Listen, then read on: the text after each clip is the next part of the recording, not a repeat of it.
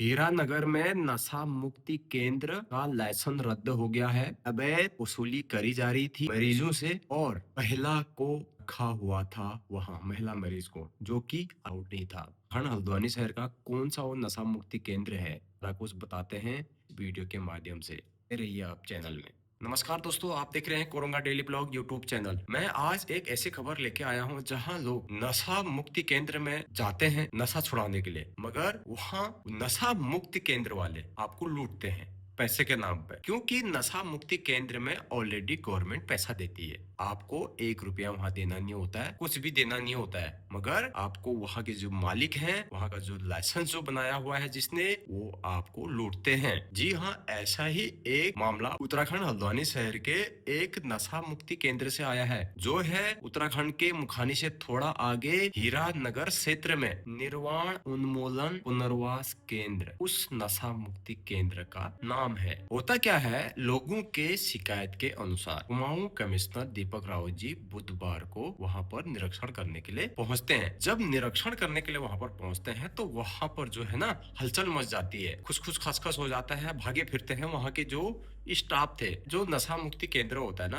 आपको मैं बता दूं, नशा मुक्ति केंद्र में गवर्नमेंट जो है फिक्स लोगों को रखती है कि इतने लोग हैं। वहां पर क्या होता है, पुरुष का अलग होता है, महिलाओं का अलग होता है, और फिक्स सीमा होती है, और आपका पूरा रिकॉर्ड, सारी चीजें वहां पर होती हैं, और सारे डॉक्टर वहां पर मौजूद होते हैं कि उनको देखने के लिए जो मनोचिकित्सक होते हैं वो वहां पर होते हैं। मगर हीरानगर में नहीं था। वहां क्या हो रहा था आपको मैं डिटेल से बताऊं। जब कमिश्नर रावत जी ने वहां पर छापा मारा, वहां पर उनकी फाइलें देखी, तो एक के बाद एक उनकी काले चिट्ठे, काले कारनामे, लूट का चेहरा सामने आया। वो कैसे आया, उन्होंने सारी डिटेल जानी। उन्होंने कहा, रावत जी ने, जिसका वो नशा मुक्ति केंद्र था, जिस जिस लाइसेंस पे वो चल रहा था, लाइसेंस तो निरस्त हो गया है। रावत जी ने तुरंत ही वहां पर आदेश दिए अधिकारियों को कि इसका लाइसेंस निरस्त कर दो। सीधी भाषा में, अब कौन से अधिकारी को क्या दिए वो जानने की ज्यादा जरूरत है नहीं। उन्होंने बोल दिया इसका लाइसेंस सीधा निरस्त करो। और मानसिक रोग के जो डॉक्टर वहां पर होते हैं, मनोचिकित्सक जिसको बोलते हैं, वो वहां पर कभी कभी आते थे इलाज के लिए, और बाकी लोग भी वहां पर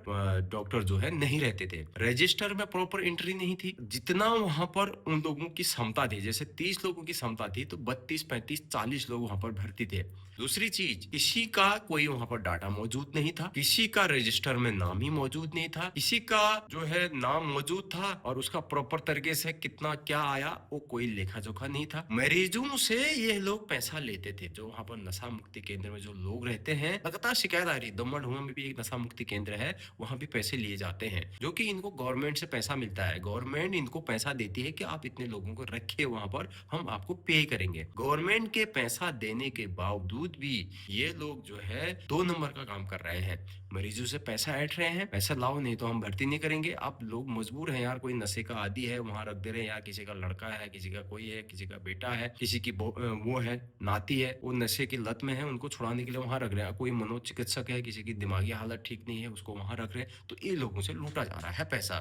तो काला चिट्ठा सामने आया, तुरंत आदेश दे दिए कमिश्नर साहब ने, इनका लाइसेंस निरस्त करो। और बड़ी बात, कमिश्नर साहब ने तो तमाम कमियां तो पाई ही पाई, मगर एक बड़ी कमी वहां पर पाई कि महिला मरीज को वहां पर रखा हुआ था, यानी कि महिला को मरीज बनाकर वहां पर रखा हुआ था। महिला के पास कोई भी इस तरीके के डॉक्यूमेंट नहीं थे कि वो मानसिक रोगी हो या फिर कुछ इस तरीके का हो। कोई आधार वो दिखाई नहीं पाए कि जो महिला उन्होंने वहां पर रखी हुई थी, उनका डॉक्टर का ना कोई कागज, ना कोई कुछ, ना कोई कुछ भी उसका रिकॉर्ड नहीं था कि वो एक्चुअली में बीमार थी तब जाके वहां आई है। बताइए आप, इतना बड़ा काला खेल हो रहा है भाई, चारों ओर से ठगी हो रही है, मरीज को भी ठगा जा रहा है, जो दिमागी हालत से सही नहीं उससे भी तुम पैसे ले। जरा शर्म करो यार, तुम लोगों को कीड़े पड़ेंगे, समझ लो। इस तरीके से तुम 2 नंबर का ये पैसा मरीजों से और जिसकी दिमागी हालत ठीक नहीं उनसे ले रहे हो। आप कैसी सोच है यार, आपकी भी बाल बच्चे होंगे घर में, आपकी भी माँ बहने होंगे घर में। जरा सोचो यार, पैसे के लिए तुम कितना हद तक गिरोगे यार, कितना गिरोगे, कितने हद तक गिरोगे, कैसे कैसे आप व्यवहार करोगे लोगों से। ऊपर से रजिस्टर में एंट्री नहीं। और दूसरी चीज, जो मरीज वहां से डिस्चार्ज हो चुके हैं, जैसे जिसने 6 महीने का, 3 महीने का जो भी होता है वहां भर्ती कराया, उसके बाद डिस्चार्ज हो गए वो, और उनका आधार कार्ड और डॉक्यूमेंट तुमने रखे हैं भाई। क्या मतलब भाई वहां पर डॉक्यूमेंट रखने का। ये भी रावत जी ने साफ नाराजगी जाहिर करते हुए कड़ी फटकार लगाई, लाइसेंस निरस्त हो गया है। अब वहां पर कोई दूसरा करेगा या फिर जो भी होगा वो आगे की कार्रवाई में देखा जाएगा। अब वहां पर सवाल बहुत बड़े होते हैं। जब वहां पर सिर्फ पुरुषों का था तो महिला को क्यों रखा? जब वहां पर सिर्फ नशा मुक्ति केंद्र था, यानी कि नशे छुड़ाने का वहां पर था, तो जो और बीमारी के जो लोग हैं उनको क्यों रखा? मानसिक रोगी को क्यों रखा वहां पर? ये बहुत गंभीर समस्या है। इस पे कमिश्नर साहब ने लताड़ा। वहां पर अनियमितताएं तो बहुत पाई गई है, नशा केंद्र और तुम भर दे रहे हो वहां पर मानसिक रोग। तो ये बिल्कुल होना गलत है, ठीक नहीं है ये, क्योंकि जिस तरीके से हल्द्वानी में ठगी हो रही है, लगातार लोग ठगे जा रहे हैं। कभी कोई ठग रहा है, कभी सोने में ठग रहा है, कभी किसी पे ठग रहा है। हॉस्पिटल में भी नॉर्मल में तो ठगी हो ही रही है, लोगों को लूटा जा रहा है। लास्ट टाइम आपने देखा, एक बॉडी लेने के लिए आपको 80-85 हजार रुपए जमा करने हैं, तब जाके आपको बॉडी देंगे। चंदन हॉस्पिटल का आपने सुना ही होगा।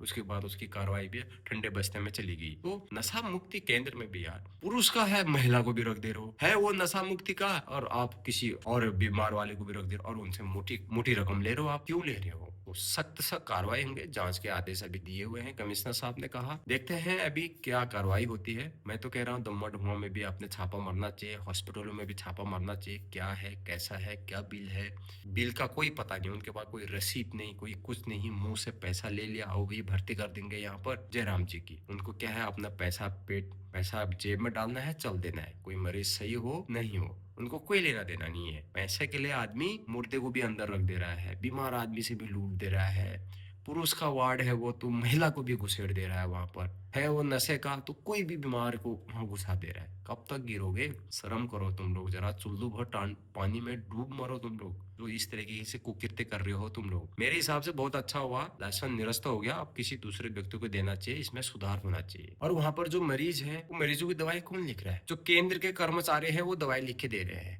मगर दवाई लिख के कौन देगा? मनोचिकित्सक देगा, फिजिशियन देगा, मेडिकल ऑफिसर देगा। इनकी तैनाती आवश्यक है, मगर जब ये लोग है ही नहीं वहां पर, तो दवाई तो वही लिखेगा ना।